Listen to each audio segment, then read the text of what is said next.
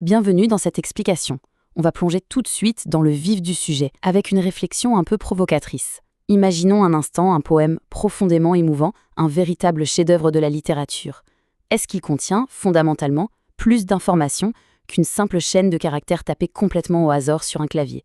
Instinctivement, on a tous envie de crier « oui, évidemment », parce que le poème transporte une émotion, une histoire, un sens profond. Mais la réalité mathématique, celle qui fait tourner notre monde numérique tout entier, est radicalement différente. Cette simple question brise d'emblée une illusion extrêmement tenace. Dans le langage de tous les jours, on associe naturellement l'information à la substance d'un message, à son importance ou même à sa vérité. Et pourtant, du point de vue des sciences fondamentales et des télécommunications, l'information n'a strictement, mais alors strictement rien à voir avec le sens ou la valeur de ce qui est communiqué. D'accord, plongeons là-dedans.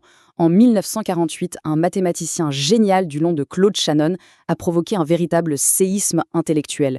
Il a pris notre définition humaine, très subjective du sens, et il l'a tout bonnement mise à la poubelle pour la remplacer par un cadre mathématique rigoureux.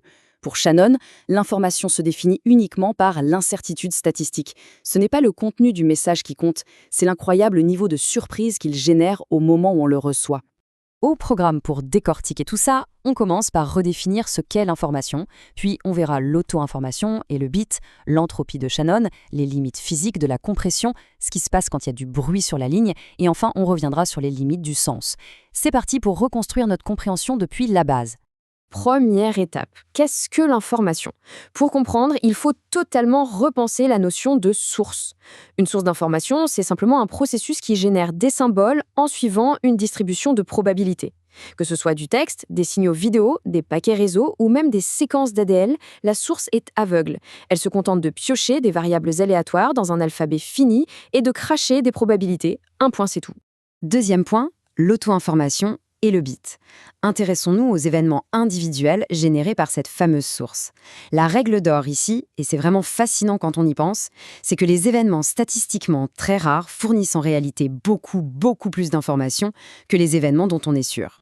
C'est précisément ça l'auto-information. Attention, ça ne mesure pas la valeur sémantique d'un événement, mais sa surprise statistique.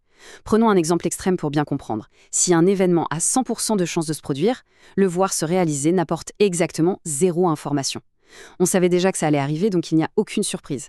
À l'inverse, plus la probabilité est faible, plus la surprise est massive et plus la quantité d'informations reçues explose. Et ça illustre brillamment l'unité de base de tout ce système, le fameux bit. Prenons l'analogie la plus concrète qui soit, un lancer de pièces parfaitement équilibré. Tant que la pièce tourne en l'air, l'incertitude est totale entre deux options parfaitement équiprobables.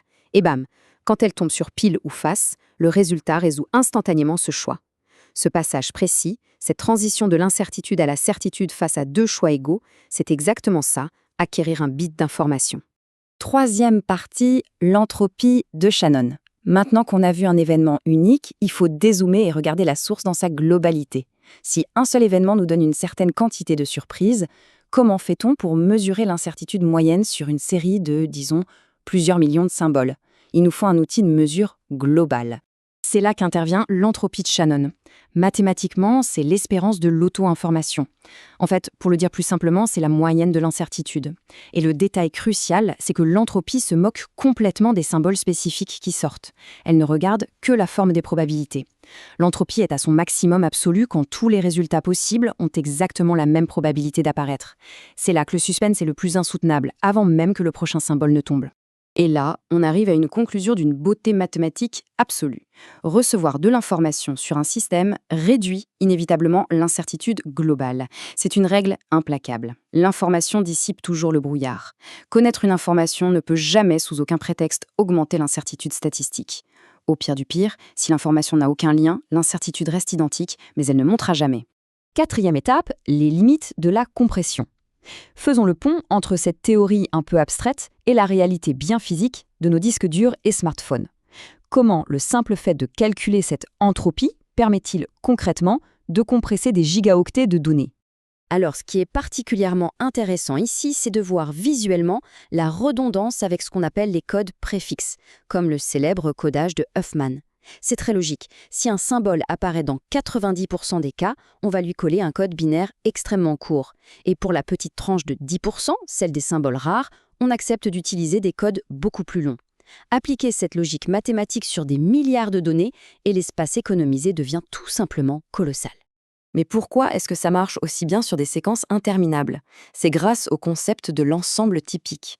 Imaginez un univers gigantesque contenant toutes les séquences de données possibles et imaginables.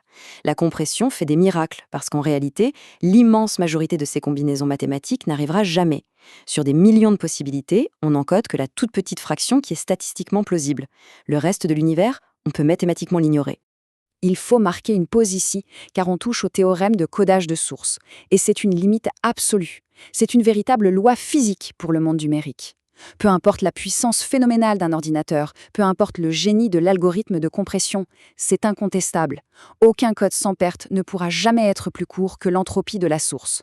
L'entropie, c'est le mur ultime, la limite inenfranchissable de la compression. 5e point, l'information avec du bruit. Voyons comment tout ça survit dans le chaos du monde réel. C'est génial de compresser des symboles, mais ensuite, ces fameux bits doivent voyager physiquement. Ils doivent traverser des câbles en cuivre, des fibres optiques ou des ondes radio qui sont capricieuses et pleines de perturbations. N'importe quel flux de communication suit exactement ce trajet. On part de la source, on traverse un canal forcément bruité, soumis à des interférences, et on arrive au récepteur. Et c'est là que Shannon a littéralement révolutionné les télécommunications avec le théorème du canal bruité. Il a prouvé qu'une transmission sans la moindre erreur est mathématiquement possible, même sur un canal pourri, à une condition stricte, le taux de transmission doit rester en dessous de la capacité maximale du canal. Il suffit d'ajouter juste ce qu'il faut de redondance intelligente, et le récepteur peut nettoyer le bruit et reconstruire le message parfait. Magique, non ? Enfin, 6e et dernière partie, les limites du sens. Pour boucler la boucle de cette explication, il est indispensable de replacer les frontières de ce modèle. Bien sûr, cette théorie est l'épine dorsale de toute notre ère numérique, mais il faut comprendre exactement ce qu'elle ne fait pas. Il faut absolument se débarrasser de ces erreurs hyper courantes. Un message très court, comme un ordre d'arrêt d'urgence nucléaire, a une importance vitale, mais son entropie statistique est presque nulle. Les mathématiques de Shannon s'en fichent royalement de savoir si on transmet une vérité profonde sur l'univers ou un tissu de mensonges absurdes. L'information statistique, ce n'est pas la connaissance. Une probabilité faible ne veut pas dire que c'est important pour un humain. Bref, l'émotion, le sens, le cognitif, tout ça reste à la porte du monde de Shannon. Ce qui nous amène à cette pensée finale qui résume toute l'ironie de la situation. Aujourd'hui, nos téléphones, les serveurs mondiaux, les satellites s'échangent des milliards de données avec une perfection mathématique étourdissante. Et pourtant, une machine peut traiter des millions de bits sans jamais en comprendre un seul. La brique fondamentale de notre monde numérique est ultra puissante, mais elle est magnifiquement et mathématiquement aveugle au sens. La transmission, elle, est parfaite, mais la compréhension, ça reste un miracle purement humain. Merci d'avoir suivi cette analyse. La prochaine fois qu'un texto traverse la planète en une fraction de seconde, posez-vous la question. La machine a fait un sans faute sur les bits, mais au bout du compte, qui d'autre que l'humain en saisit vraiment la valeur ?